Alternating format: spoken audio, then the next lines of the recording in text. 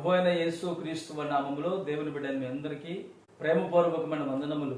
బైబిల్లో ఒక మాట మీకు తెలియపరుస్తాను. 22వ కీర్తన 30-31 వచనములు.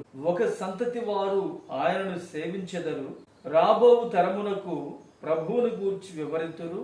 వారు వచ్చి ఆయన దీన్ని చేసినని పుట్టబోవు ప్రజలకు తెలియజేతురు, ఆయన నీతిని వారికి ప్రచురపరతురు. ఆమేన్.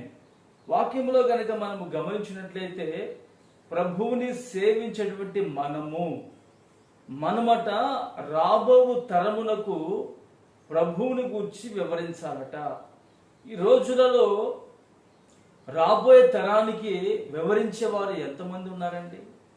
చాలా అంటే చాలా అరుదుగా కనబడుతూ ఉంటారు. రాబోయే తరం అంటే ఎవరు తెలిసినా పిల్లలు.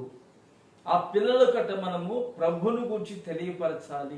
యేసయ్య అంటే ఎవరు, ఆయన ఎందుకొరకు ఈ లోకానికి వచ్చాడు, ఆయన వచ్చి ఏం చేశాడు, ఆయన త్యాగం ఏంటి, ఆయన స్వస్థత ఏంటి, ఆయన ఎవరు, పరలోకం ఏమిటి, నరకం ఏమిటి అని మన పిల్లల కట్ట రాబోయే తరానికట్ట మనము ప్రచురము చేయాలి. సమూయేలు బాల్య వయస్సులో అనగా పాలు విడిచినటువంటి తర్వాత సమూయేలుని తల్లి దేవుని మందిరం తీసుకెళ్ళింది. దేవుని మందిరములో దైవజనుడితో అన్న మాట్లాడుతూ ఉంటే సమూయేలు యెహోవాకు సాగిలపడి నమస్కారం చేశాడు. పాలు విడిచినటువంటి ఆ సమయము అనేది పిల్లలకు 3 ఏండ్లు. ఆ వయసులో యెహోవాకు నమస్కారం చేసేది ఎవరు నేర్పించారు? తల్లి నేర్పించింది. ఆ బాలుడికి అన్ని విషయాలు చెప్పిందండి.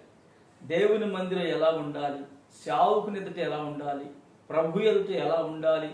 3 ఏండ్ల వయసులో సమూయేలుకి తల్లి ఉపదేశం చేసిందంట. అయితే వాక్యం ఏమంటుందంటే రాబో తరమునకట ప్రభువుని గురించి ప్రచురపరచాలి, ప్రభు యొక్క నీతిని తెలియపరచాలి. సమూయేలుకి తల్లి అలా చేసింది. ఇప్పుడు సమూయేలు అదే మార్గములో, తల్లి యొక్క మార్గములో, తల్లి చేసినటువంటి ఉపదేశములు దేవుని మార్గంలో నిలిచి ఉన్నాడు.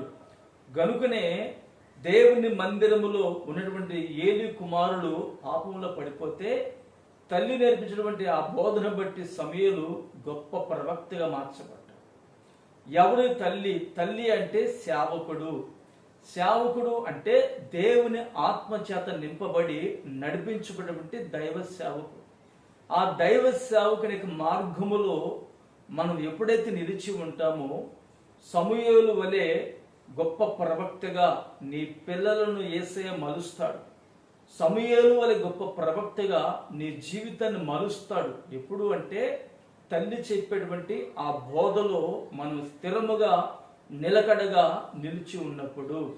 రాబోయే తరానికి మనము దేవుని గురించి తెలియపరచాలి, ప్రభు యొక్క కార్యాలు చెప్పాలి, ప్రభు ఏ మేలు చేశాడో చెప్పాలి, ఏ ప్రమాదం నుంచి తప్పించాడో చెప్పాలి. అలా చెప్పినప్పుడు వారి నోట యేసయ్య నామము ప్రచురపరచబడుతుంది. గనుక ఈ రోజున నీవు అలా చేయుచున్నావో లేదో దేవుని వాక్యం ఎదుట నీవు చేయగలిగితే నా దేవుని యొక్క అపారమైన కృప నీ మీద, నీ పిల్లల మీద నిలిచి ఉండును గాక. ఆమేన్. ప్రార్థన చేసుకుందాం. ప్రేమగల తండ్రి, పరిశుద్ధుడా, జీవాధిపతి, స్తోత్రం చెల్లిస్తున్నాము నాయన. రాబో తరమునకు మిమ్మల్ని గూర్చి మేము ప్రకటన చేయడానికి మీరు మాకు సహాయం చేయమని ప్రార్థన చేస్తున్నాను.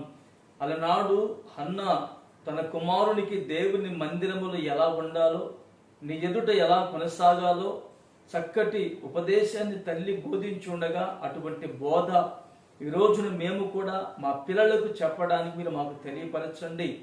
ప్రభువా స్తోత్రం. ఇప్పటికే నీ బిడ్డలు సేవకుని యొక్క బోధలు నడిపించబడుతూ ఉండగా ఆధ్యాత్మిక జీవితాన్ని బిడ్డలకు మరింత మెరుగుపరిచి మహిమ పొందుకోమని యేసు నామమున ప్రార్థిస్తున్నాను తండ్రి. ఆమేన్.